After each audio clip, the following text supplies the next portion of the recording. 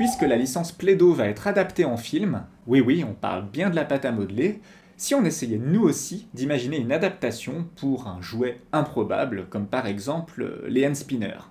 Comme le but des fidget toys en général, ça reste de gérer du stress, j'opterais pour un film très contemplatif, limite à la Perfect Days de Wim Wenders pour celles et ceux qui l'ont vu. On suivrait un ouvrier ou une ouvrière qui travaille dans une usine de hand spinner, donc a priori pas le summum du fun, tout comme Perfect Days et son agent d'entretien de toilette publique, et qui viendrait à rencontrer quelqu'un, pourquoi pas dans un resto, avec qui il développerait une romance platonique.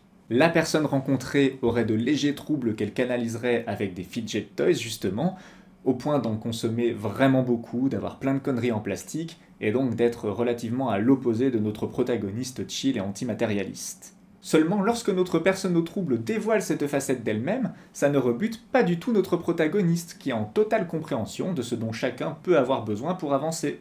Et on pourrait même y glisser un propos sur la sexualité, parce qu'en vrai j'aime pas les films où l'aboutissement c'est juste de pécho. Et hop, en découvrant cette facette-là, on pourra voir que notre protagoniste, encore une fois, il est juste là pour prendre les plaisirs là où ils sont, sans jamais en demander plus. Parce que le moteur du film, ça serait vraiment de faire fi de tout ce qui habituellement génère du conflit, et le tout avec une esthétique très inspirée des vidéos dites satisfaisantes.